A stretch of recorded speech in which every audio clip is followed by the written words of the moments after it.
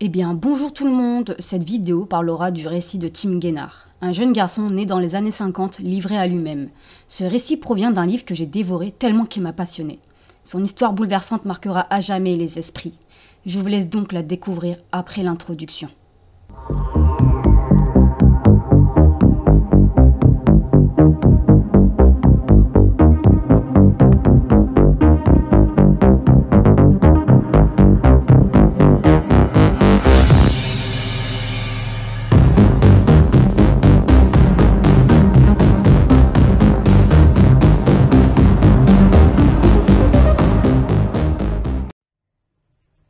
Tim Guénard a seulement 3 ans lorsqu'il se fait attacher à un poteau électrique par sa mère en pleine campagne. Il la voit partir, disparaître dans le brouillard pour ne jamais la revoir. Les gendarmes le retrouvent le lendemain matin, frigorifié et terrorisé. Ils le ramènent donc chez son père qui est garde du corps dans une ambassade à Paris. C'est un homme immense et avec une force hors du commun. Son père allait souvent embrasser et câliner les enfants de sa nouvelle femme en regardant Tim et en lui sortant. « Voilà ce que tu n'auras pas. Tu me rappelles trop ta mère, cette femme que je n'ai pas su garder ni rendre heureuse. » Sa belle-mère l'obligeait à se laver dans une bassine gelée. Par moments, Tim avait tellement froid qu'il allait se réfugier dans la niche du chien Simla. Lorsque son père et sa belle-mère partaient en vacances à la campagne avec les autres enfants, ils enfermaient Tim dans la cave. Comme il refusait d'y rentrer, son père le poussait et il dégringolait dans les escaliers à chaque fois. Un jour, une dame sonne à leur porte et demande à voir Tim. La belle-mère refuse mais finit par céder devant son insistance. Cette dame emmène Tim boire un chocolat chaud et lui pose beaucoup de questions sur sa famille. Il lui répond donc sans mentir mais en ne disant pas toute la vérité par crainte qu'elle ne le croie pas. Elle explique à Tim qu'elle est assistante sociale et qu'elle ferait en sorte qu'on ne le batte plus. Mais une fois la porte refermée, son père lui crie dessus en lui demandant ce qu'il avait bien pu lui dire. Il prend un manche en bois et le frappe. Encore, encore et encore jusqu'à ce que Tim finisse par s'écrouler. Mais son père continue de le frapper et hurler. Il l'attrape par la chemise, le porte comme un sac et l'envoie valser dans les escaliers de la cave. Mais à ce moment-là, Tim n'entend plus rien. Il est plongé dans un trou noir, écrabouillé à l'atterrissage. Après quelques minutes, Tim se réveille et essaye de remonter les escaliers en rampant. Son père arrive encore énervé et lui met une baigne tellement violente que ça lui éclate un œil. Et il finit par lui mettre une claque qui lui explose l'oreille. Tim émerge du coma après 3 jours, réveillé dans une chambre d'hôpital. L'assistante sociale était venue le chercher. Elle le regarde avec douceur. Elle le rassure en lui disant qu'il est en sécurité et qu'il n'aura plus peur. Tim reste alors 2 ans à l'hôpital. Il ne reçoit aucune visite à part celle des infirmières pour lui faire ses piqûres. Il quitte l'hôpital pour rejoindre un centre de rééducation. Mais il se fait vite renvoyer pour cause de nervosité excessive. Il est ensuite envoyé dans un marché d'orphelins. L'assistante sociale le regarde, inconsolable, avec des yeux noirs brillants. On pouvait deviner la tristesse dans ses yeux. Elle lui fait donc ses adieux avant de disparaître. Une dame emmène Tim dans une grande pièce. Il y avait une 30aine d'autres enfants, tous habillés pareil. Mais Tim a pour ordre de ne pas bouger et d'obéir.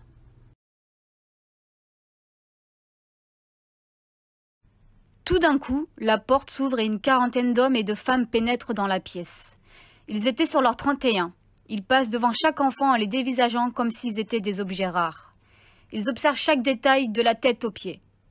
À midi, il reste 2 enfants seulement dans la pièce. Tim et un autre garçon qui se prénomme Christian. Christian lui explique qu'ils ont 3 chances pour être pris, sinon ils finissent en maison de correction. Il rajoute ensuite que si personne ne les a pris, c'est parce qu'ils ne sont pas beaux et que les gens veulent des enfants beaux. Les jeudis suivants, même cérémonie. Tim n'a finalement pas été adopté par une famille. Une psychologue lui annonce qu'il est malade sans même lui jeter un regard. Elle lui fait même croire qu'on le ramène chez sa mère. Tim était tout content, il la croyait. Mais il est envoyé dans un lieu où l'on met les gens en cage car ils n'ont pas de parents. Il y vit dans la violence, la maltraitance. Il rencontre finalement un psychiatre très soucieux de lui, qui s'intéresse à lui. Il lui demande aussi de dessiner. En observant Tim dessiner, il lui dit qu'il est très futé et doué, et qu'il n'est nullement malade, qu'il est en parfaite santé. Un infirmier l'emmène dans une maison de l'assistance publique. On l'oblige à marcher jambes nues dans un fossé aux orties. Un jour, Tim rentre de la ferme où il était de corvée. Tout le monde était assis à table. Tim avait tellement les mains froides qu'il n'arrivait pas à tenir sa fourchette. Alors l'assistante sociale lui retire son assiette et lui dit « Puisque tu ne veux pas manger, tant pis pour toi !» Il passe donc l'après-midi à travailler le ventre vide. Un jour, épuisé de ses conditions de vie, il décide de fuguer. Il y parvient, mais en se blessant la main avec du barbelé. Il court, sans but, sans plan dans la campagne. À ce moment-là commence une course folle. Il n'a que 12 ans. Après plusieurs heures de marche, il finit par atteindre la plus grande ville de France, Paris. Il vole les touristes qui ricanent en passant devant la tour Eiffel. Il squatte des garages, vagabonde de rue en rue. Les passants le traitent de voyou et lui reprochent de ne pas avoir sa place ici.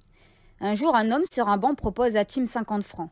Il accepte donc en pensant que cet homme lui proposerait un petit boulot. Mais l'homme emmène Tim dans un appartement très sombre et le force à se déshabiller en pointant une arme sur la tête. Tim est alors paralysé de peur. Il subit cette violence ignoble et incompréhensible.